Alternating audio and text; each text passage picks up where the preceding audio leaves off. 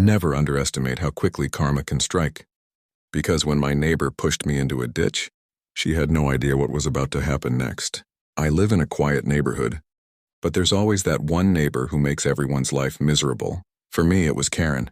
She hated me for reasons I could never understand. Sometimes it was my fence, sometimes my car, and other times just the way I walked by her house. One day I was walking down the street, minding my own business, when I saw her glaring at me from her yard. I tried to ignore it, but as I passed, she stormed toward me and shouted, "Stay away from my property line. You think you own this street?" I was stunned. I wasn't even on her property. But before I could respond, she did something crazy. Keran lunged forward and shoved me, hard, straight into a muddy ditch by the road. My clothes were soaked, my phone nearly ruined, and she stood there smirking like she'd won some kind of battle. But little did she know, this was the moment she would regret for the rest of her life. As she turned to walk away, laughing under her breath, her foot slipped on the wet ground. Suddenly she lost her balance, arms flailing, and fell face first into the same muddy ditch right beside me.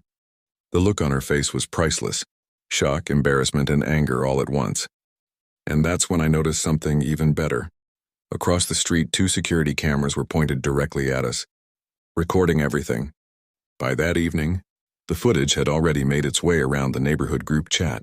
Everyone saw how she shoved me, only to fall right in after. Some people laughed so hard they replayed it again and again. Others were furious at her behavior. Even the HOA got involved and called her out for harassment and reckless behavior. Keran tried to defend herself, but there was no escaping the truth. Her actions were caught in perfect detail. She had embarrassed herself in front of the entire community. After that day, she never bothered me again. In fact, every time I walked past her house, she avoided eye contact completely. And me?